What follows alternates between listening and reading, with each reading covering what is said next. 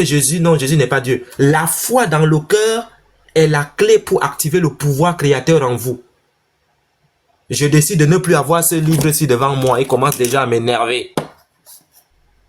J'ai décidé, c'est venu en moi. Je n'ai pas attendu que ça se manifeste, c'est-à-dire que le matériel se manifeste, que le matériel bouge. Il ne peut pas bouger. C'est moi qui décide de ce que le matériel doit faire. Donc tout ce que vous vivez dans vos vies, les réalités, non, j'ai un boulot qui n'est pas bien, là où je travaille, c'est pas bien, là où je suis, on me manque du respect, là où... C'est vous qui décidez que ces choses vous arrivent. Parce que si tu es dans un coin où on te manque du respect, ou bien dans un coin où on ne te respecte pas, si tu ne prends pas une décision en toi, que je quitte ce coin-là, ce n'est pas mon coin, je ne reste plus là. C'est toi qui décides. Et si tu n'as pas atteint cette capacité-là de décider de ce que toi tu veux de ta vie, puisque Christ vit en toi, le Christ là n'est pas hors, il est en toi, il vit en toi. Alors ce n'est pas un Dieu, le Dieu qui vit en toi, ce n'est pas un Dieu qui dort.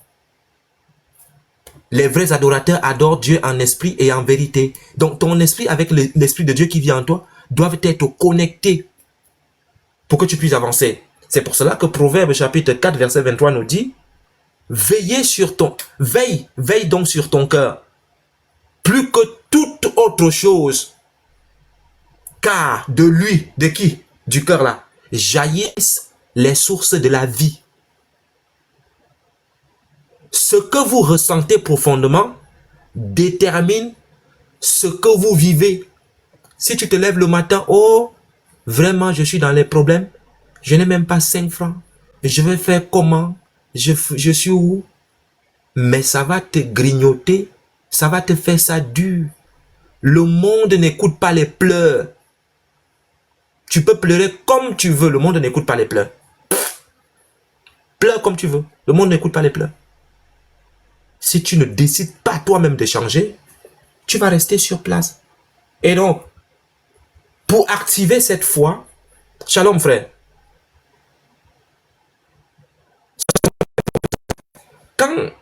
pour activer donc cette foi, au lieu de dire que ici, Christ, Dieu a ressuscité Christ.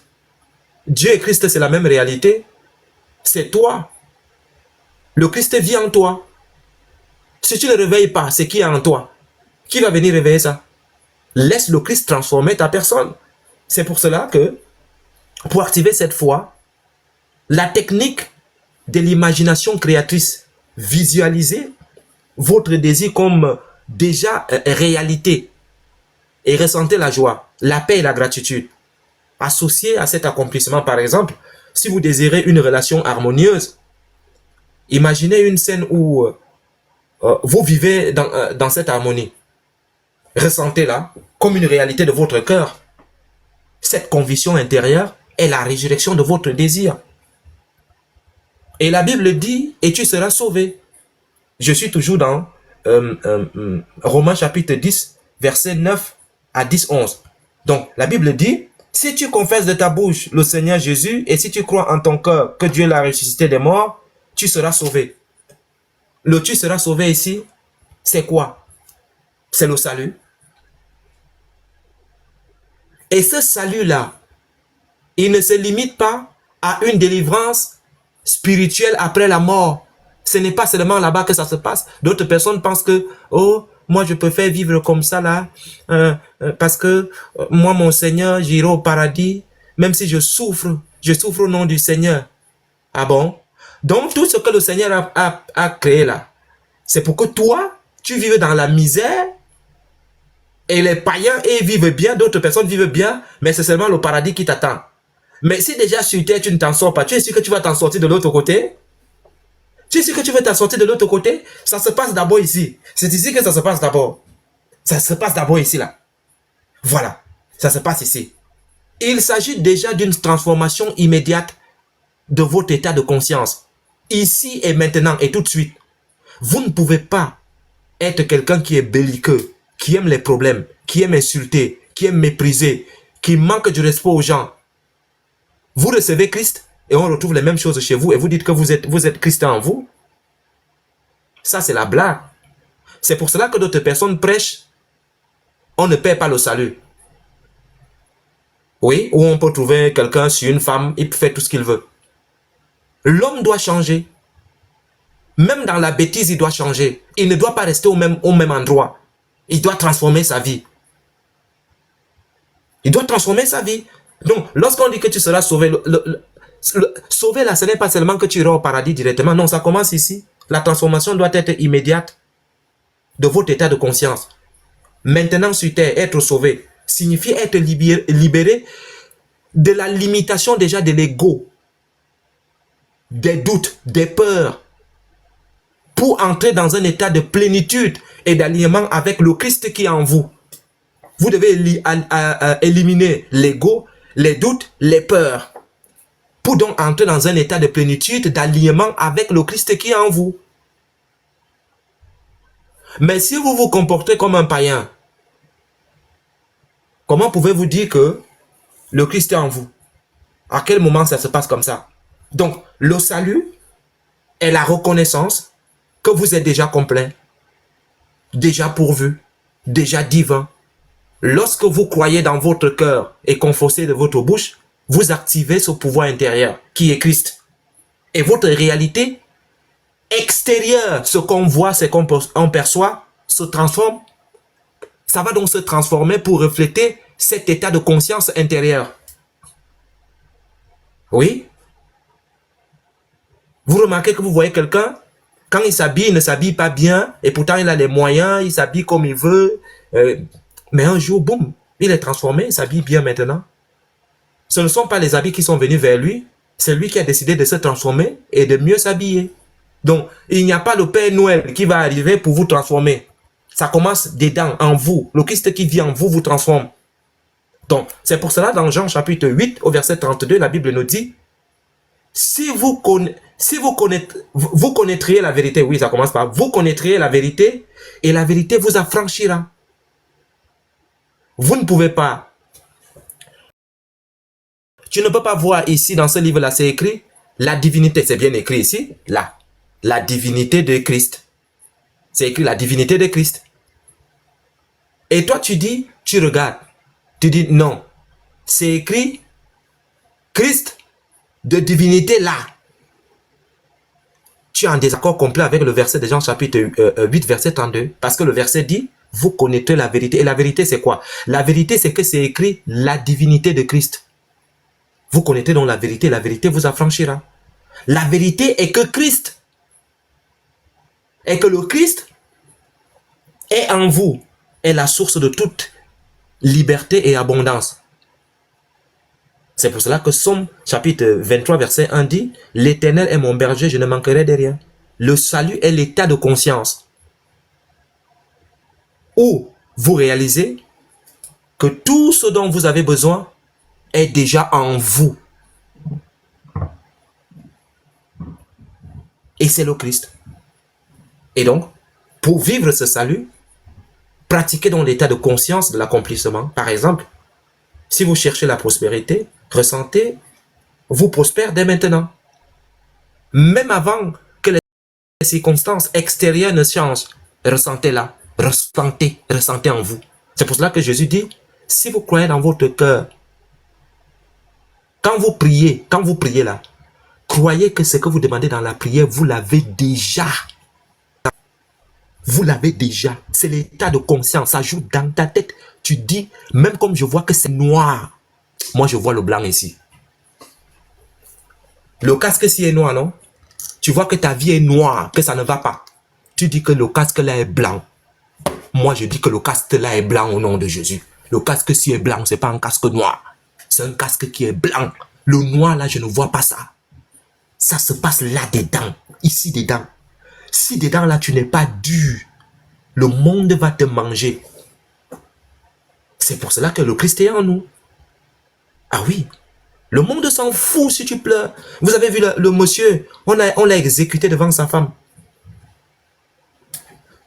Parce que le monde, lorsque tu exprimes des opinions et que quelqu'un n'est pas d'accord avec ce que tu dis, hein, tu ne l'as pas agressé, hein, tu n'es pas d'accord avec ce qu'il dit et toi tu dis autre chose. Mais les gens sont prêts à t'éliminer parce que eux, Ils prennent ça comme de l'insulte parce que ils ont de l'ego, ils sont imbus d'eux-mêmes.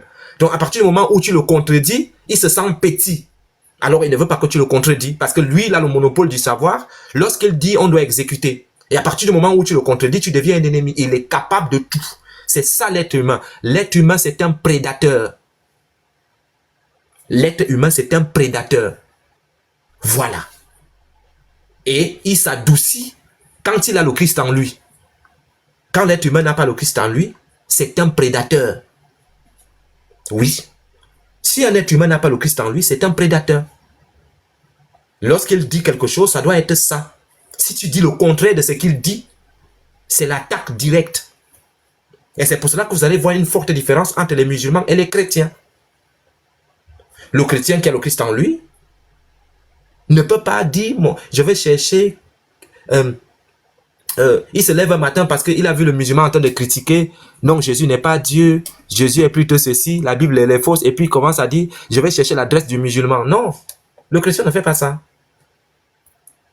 Le chrétien ne fait pas ça. Mais par contre, si tu attaques le chrétien, dans le christianisme, tu vas trouver tout genre de personnes. Il y a d'autres qui vont dire, ah, vas-y là-bas, moi je m'en fous. Il y a d'autres qui vont aussi te répondre, qui vont dire non.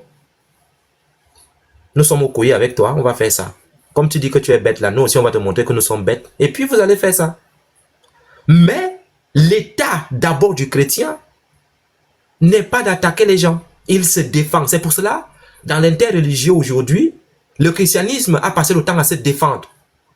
Parce que d'autres religions sont venues, par exemple, on parle d'autres religions, l'islam par exemple est venu pour attaquer les chrétiens. Même dans leurs livres, on attaque déjà les chrétiens. Mais nous, on a passé le temps à se défendre. Mais on a décidé de contre-attaquer. On ne se défend plus, on contre-attaque. Imaginez si on avait eu leur mentalité. Donc, le Christ en vous enlève la prédation en vous. C'est-à-dire, toi qui es prédateur, tu deviens quelqu'un de simple, doux, tranquille, compréhensif, pas méchant. Parce que le Christ est en toi. Voilà. Donc, assumez le sentiment de votre souhait, exaucez et persévérez dans cet état que le Christ vit en vous. Et la Bible dit autre chose dans ce verset, il dit, car c'est en croyant du cœur que l'on devient juste. C'est en croyant du cœur que l'on devient juste.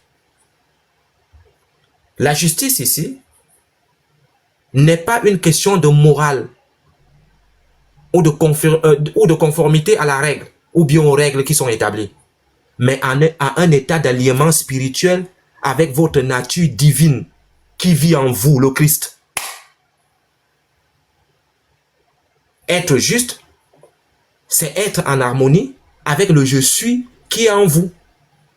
Le Christ qui est votre pouvoir créateur qui vit en vous, lorsque vous croyez dans votre cœur, vous entrez dans un état de justice où vous savez que tout ce que vous désirez est déjà vôtre. Direct. Et c'est pour cela que dans 2 Corinthiens chapitre 5 verset 21, la Bible nous dit, celui qui n'a pas connu le péché, il a fait devenir péché pour nous, afin que nous devenions en lui justice de Dieu. La justice est un don intérieur accessible par la foi. La justice est un don intérieur accessible par la foi. Est-ce que tu as la foi à celui qui est en toi? Est-ce qu'il est réveillé? Est-ce que tu le fais dormir? Donc, pour devenir juste, pratiquez donc la discipline mentale de rejeter des pensées de manque ou de limitation. Remplacez-les par les affirmations de votre nature divine. Je suis complet, je suis aimé, je suis prospère, je décide. Ressentez ces vérités dans votre cœur jusqu'à ce qu'elles deviennent une réalité palpable que vous pouvez toucher. Oui. Et donc le verset termine en disant, et c'est en confessant de la bouche que l'on parvient au salut. C'est donc en confessant de la bouche qu'on parvient au salut. La confession de la bouche est l'expression intérieure Et ce que j'explique souvent ici, quand les gens disent oui, Jésus a part, Dieu a part. Shalom frère. Shalom. Jésus a part, Dieu a part. Et je pose souvent la question. Moi présentement, moi je suis un homme. Et il y a près de 40 personnes dans le live. C'est une fierté, c'est un honneur de parler devant 40 personnes qui t'écoutent. Il y a d'autres personnes qui n'ont jamais parlé devant 10 personnes. Pour moi, c'est beaucoup. 40 personnes qui écoutent, c'est énorme. Ces 40 personnes décident de m'attraper maintenant, moi, Yeshua. Ils m'attrapent comme si j'attrapais ce casque-là. Ils me ligotent et tout. Ils peuvent me faire tout ce qu'ils veulent. Mais ils ne verront jamais ma volonté. Parce que ma volonté est invisible. C'est ça qu'on appelle Dieu. Mais cette volonté-là, pour qu'elle se manifeste dans notre dimension, il me faut un corps. Ce corps-là, ces doigts-là, il me les faut. Alors si ma volonté décide que je dois toucher ce livre, je touche. La main ne décide rien. La main n'est que quelque chose qui me permet de toucher ce livre-là. Parce que ma volonté, c'est ma volonté qui décide. Bon, ma volonté a décidé de toucher plutôt ce stylo-là. Ma volonté a décidé que le stylo tape le livre. Mais vous ne la verrez jamais, ma volonté. Elle ne peut que s'exprimer dans cette dimension au travers de mes mains. Est-ce que ma main, c'est mon cousin? Non, ma main, c'est moi. Cette main, c'est moi. C'est ma main. Est-ce que ma main, c'est ma volonté? Non. Ma main n'est pas ma volonté. Donc, ce n'est pas parce que ma main n'est pas ma volonté que ce n'est pas moi. Jésus a part, Dieu a part. C'est ça le langage que j'écoute souvent. Ma main, là, ce n'est pas ma volonté. Ma main n'est pas ma bouche. Vous entendez, je parle, non? Est-ce que vous êtes en train de voir ma tête? Vous entendez le son de ma voix? Est-ce que ma parole, c'est ma main? Est-ce que ma parole, c'est ma volonté? Non. Il y a une différence entre ma main, il y a une différence entre ma volonté, il y a une différence entre ma parole. Donc, entre la main, la volonté et la parole, tous sont différents. Shalom, frère. C'est différent. Ce n'est pas la même chose. Mais si je suis Dieu et je donne le pouvoir à la main de parler, et il y a quelqu'un qui demande à la main, est-ce que tu peux ressusciter ce livre-là? La main va dire que je ne peux rien faire de moi-même. Parce qu'il faudrait que la volonté décide. Et la volonté décide donc de faire. Et lorsque la main touche maintenant le livre, la main dit à la personne qui lui a posé la question, ce que le Père fait, le Fils le fait pareillement. Ce que la volonté fait, la main va faire ça. Si la volonté décide de voler, de gifler, la main fera. Ce que le Père fait, le Fils le fait pareillement. Donc, lorsque vous confessez de la bouche l'expression intérieure de la foi intérieure en vous, insistez sur le pouvoir des mots. Ce que vous dites avec conviction devient une force créatrice dans votre réalité. Oui, la volonté est égale au Keter, qu'on appelle Dieu, le Père. Et donc, si je décide de toucher ce livre-là, j'ai décidé de le toucher. Ce n'est pas quelqu'un d'autre qui touche à ma place, c'est moi qui touche le livre, c'est ma volonté qui décide de toucher ce livre-là. Donc si tu es en galère, c'est que tu as décidé de galérer. Tu n'as pas bougé. Bouge. Fais en sorte que celui qui vit en toi, vive réellement en toi et te montre des réalités que tu n'avais jamais imaginées, au-delà de tes pensées.